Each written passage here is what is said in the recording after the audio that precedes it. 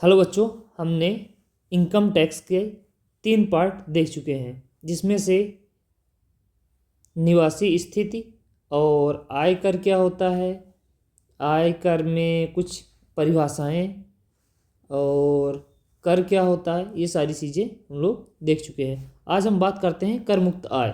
किसी भी व्यक्ति की आय, जो ऐसी आय जो कि उसकी आय में नहीं जोड़ी जाती, ऐसी आय जो कि टैक्स जिसमें कैलकुलेट किया जाता है उस आय में नहीं जोड़ी जाती है, कर मुक्त आय कहलाती है। ठीक है, कर मुक्त आय के अंतर्गत पहला क्या है, कौन कौन सी आय कर मुक्त होती हैं।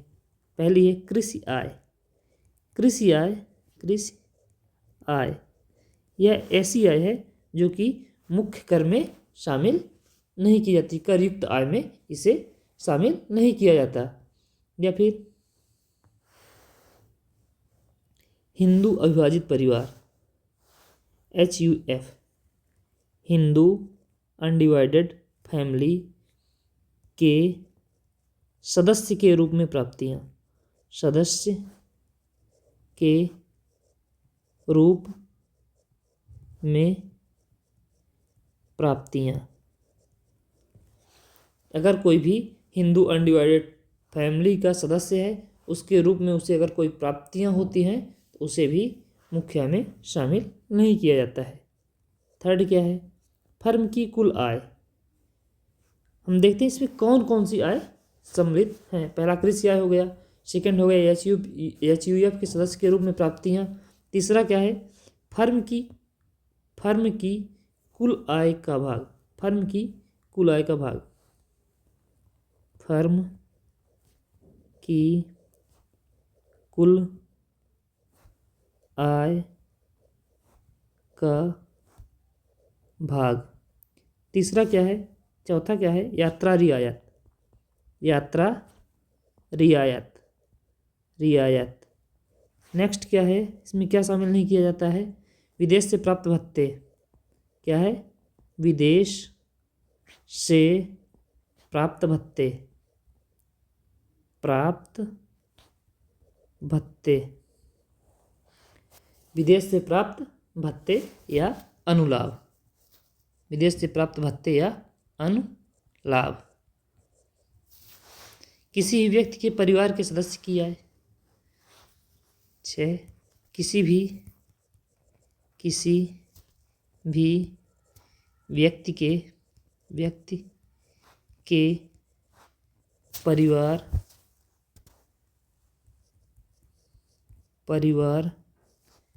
के सदस्य की आय। 7वां क्या है, मृत्यु या अवकाश ग्रेच्युटी, मृत्यु या अवकाश ग्रेच्युटी, मृत्यु या अवकाश ग्रेच्युटी। अनार्जित अवकाश या अर्जित अवकाश का नकदीकरण।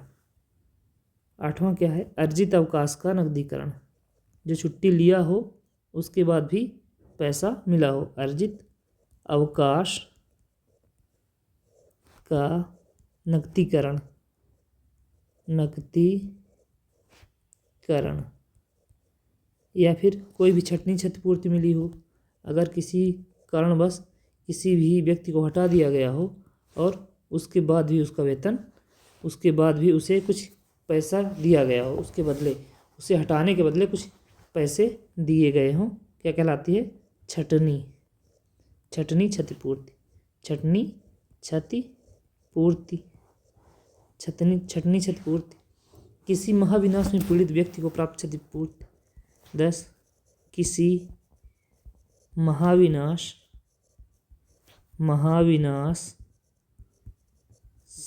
से पीड़ित व्यक्ति को क्षतिपूर्ति, व्यक्ति को क्षतिपूर्ति, महाविनाश से पीड़ित व्यक्ति को क्षतिपूर्ति। स्वेच्छापूर्वक अवकाश, स्वेच्छापूर्वक अवकाश ग्रहण पर प्राप्त क्षतिपूर्ति, स्वेच्छापूर्वक अवकाश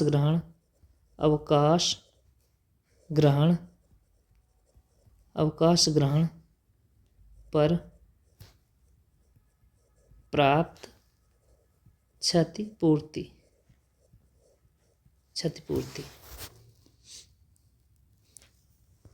नियोक्ता द्वारा अनुलाभों पर देकर, जो 12 है उसमें क्या है, नियोक्ता द्वारा अनुलाभों पर देकर, देय कर। 13 नंबर, जीवन बीमा पर प्राप्त बोनस। जीवन बीमा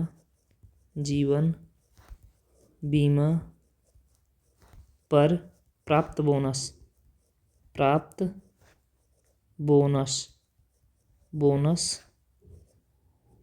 या अन्य देय, अन्य राशि, कुछ भी अन्य राशि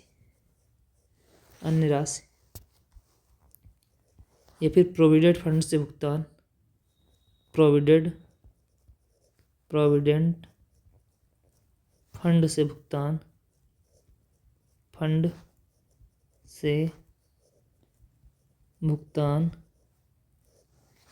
या फिर मकान किराया भत्ता, मकान किराया भत्ता, कुछ सरकारी प्रतिभूतियों पर ब्याज की राशि,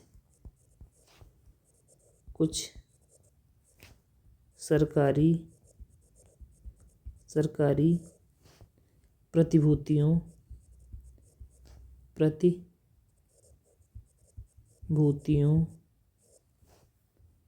पर ब्याज की राशि,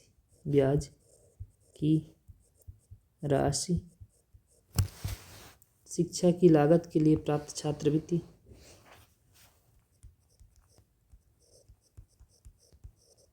शिक्षा के लिए या शिक्षा की लागत के लिए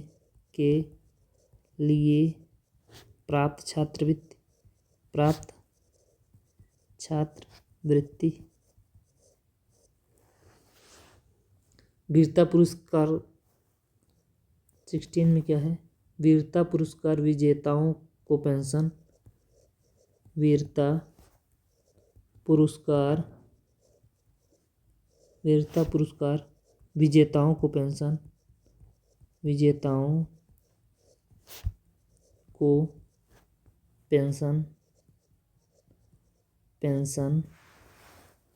पारिवारिक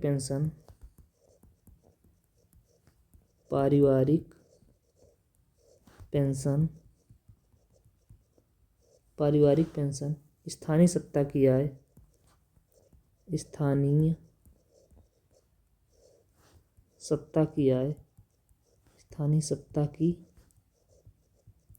आय,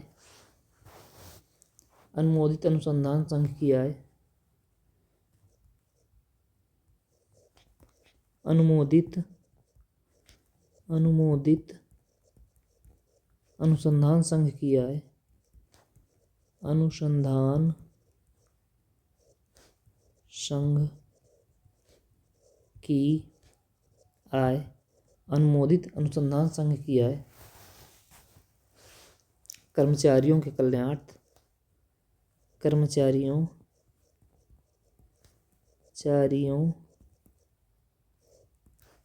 के कल्याणार्थ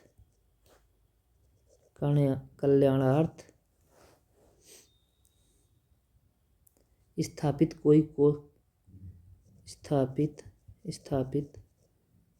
किसी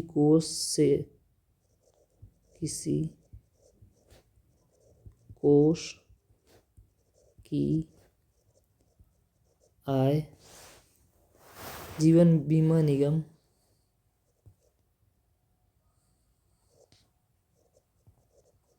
जीवन बीमा निगम, जीवन बीमा निगम पेंशन फंड से आय, पेंशन फंड से आय, जीवन बीमा निगम पेंशन फंड से आय। 22 सार्वजनिक धार्मिक कार्यों को नियंत्रित करने वाली वैधानिक सत्ता से आय, सार्वजनिक सार्वजनिक सार्वजनिक धार्मिक कार्यों धार्मिक कार्यों को नियंत्रित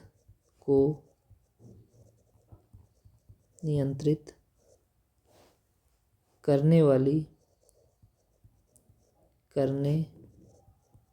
वाली वैधानिक सत्ता से आय,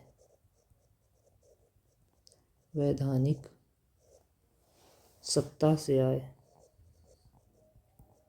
वैधानिक सत्ता से आय, वैधानिक सत्ता से आय। सहभागी कोष से आय, कितने नंबर तक हो गया? 22। 23 सहभागी कोष से आय, कोष से आय, सहभागी कोष से आय। पंजीकृत ट्रेड यूनियन की आय, पंजीकृत ट्रेड यूनियन की आय, यूनियन की आय, पंजीकृत ट्रेड यूनियन की आय। अवयस्क बच्चे की 1500 तक की आय। 25 अवयस्क बच्चे की 1500 तक की आय, 1500 तक की आय।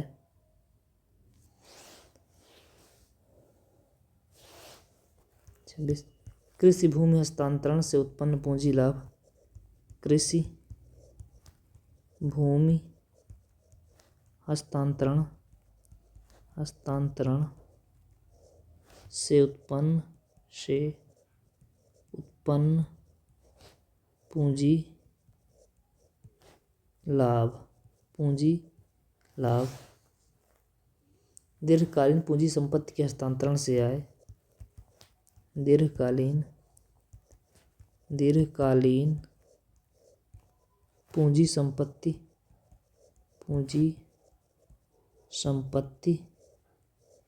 के हस्तांतरण से आय, हस्तांतरण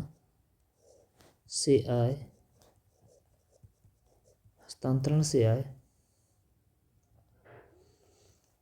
किसी एक व्यक्ति के ऋण के रूप में प्राप्त आय, किसी एक व्यक्ति को ऋण के रूप में प्राप्त आय, किसी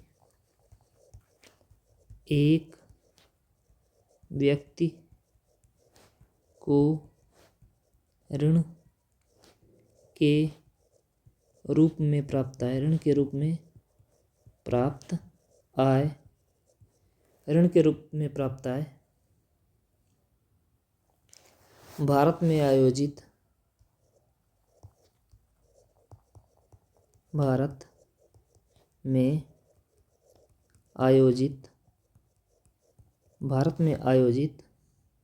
अंतर्राष्ट्रीय खेलकूद, अंतर्राष्ट्रीय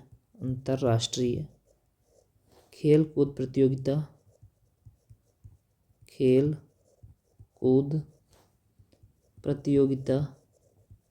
प्रतियोगिता से उत्पन्न आय,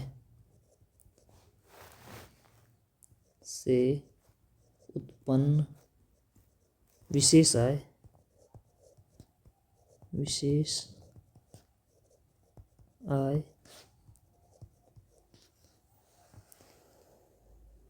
नवीन पेंशन योजना या नवीन पेंशन व्यवस्था ट्रस्ट की आय, नवीन पेंशन व्यवस्था ट्रस्ट की आय,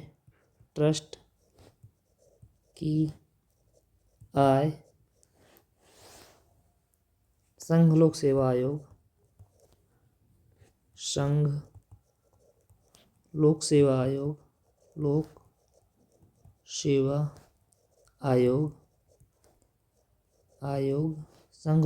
आयोग के अध्यक्ष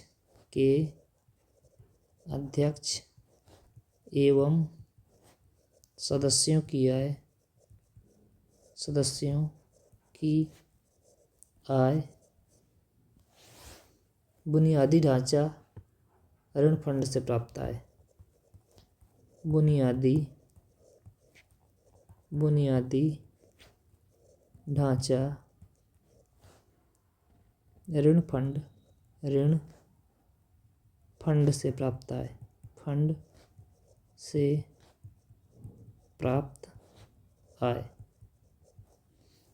कुल इतनी आय है जिन्हें आय में सम्मिलित नहीं किया जा सकता या जिन्हें कर मुक्त आय के नाम से जाना जाता है। कौन कौन सी है? कृषि आय है, HUF हिंदू अनडिवाइडेड फैमिली जो है उनके सदस्य के रूप में जो प्राप्तियां हैं, फर्म की कुल आय का जो भाग होता है, यात्रा रियायत, आयात, विदेश से प्राप्त भत्ते या अनुलाभ, किसी भी व्यक्ति के परिवार के सदस्य की आय है, मृत्यु या अवकाश ग्रेच्युटी प्राप्त हो रही है या अर्जित अवकाश या का नकदीकरण हो रहा है, छटनी क्षतिपूर्ति जो मिल रही है, किसी भी महाविनाश से पीड़ित व्यक्ति को अगर कोई क्षतिपूर्ति मिल रही है या फिर स्वेच्छापूर्वक अवकाश ग्रहण पर जो क्षतिपूर्ति मिल रही है या नियोक्ता द्वारा अनुलाभों पर जो देय कर है उससे जो पैसा बच रहा है, या जीवन बीमा पर कोई बोनस या अन्य राशि प्राप्त हो रही है, या प्रोविडेंट फंड का भुगतान किया जा रहा है, या फिर मकान किराया भत्ता दिया जा रहा है, या फिर कुछ सरकारी प्रतिभूतियों पर ब्याज की राशि प्राप्त हो रही है, या शिक्षा के लाभ के लिए जो छात्रवृत्ति मिल रही है, वीरता पुरस्कार का जो विजेता है उनको अगर कोई पेंशन मिल रही है, अगर कोई पारिवारिक पेंशन है, या फिर स्थानीय सत्ता से कोई आय हो रही है, या फिर अनुसंधान जो कर रही हैं संस्थाएं उनकी अनुमोदित आय हो, या फिर कर्मचारियों के कल्याण से के लिए स्थापित जो कोष हैं उनसे इनकम हो रही हो, या फिर जीवन बीमा निगम जो है पेंशन फंड से आय हो रही हो, या फिर सार्वजनिक धार्मिक कार्यों को नियंत्रित करने वाली अगर कोई वैधानिक संस्था है उनसे आय हो रही हो, या फिर सहभागी कोष से आय हो रही हो, पंजीकृत ट्रेड यूनियन से आय हो रही हो, या फिर अवयस्क बच्चा अगर कोई है उसकी 1500 तक की आय जो होती है वो भी कर मुक्त आय मानी जाती है। भूमि का अगर कोई हस्तांतरण करता है उससे अगर पूंजी लाभ होता है वो भी आय में सम्मिलित नहीं की जाती है। किसी भी एक व्यक्ति को ऋण के रूप में प्राप्त अगर कोई ऋण से पैसे प्राप्त कर रहा है उसको भी उसमें सम्मिलित नहीं किया जा सकता है। भारत में आयोजित अंतर्राष्ट्रीय खेल प्रतियोगिता से उत्पन्न अगर कोई विशेष आय होती है उसे भी सम्मिलित नहीं किया जाता है। नवीन पेंशन व्यवस्था ट्रस्ट की जो आय होती है उसे भी सम्मिलित नहीं किया जा सकता है। और अगर कोई भी संघ लोक सेवा आयोग का अध्यक्ष है या सदस्य है उनकी जो आय होती है उसको भी सम्मिलित नहीं किया जा सकता है। बुनियादी ढांचा के लिए अगर ऋण फंड से कोई पैसा मिल रहा है उसको भी आय के कैटेगरी में शामिल नहीं किया जाता है। आज के लिए बस इतना ही। धन्यवाद।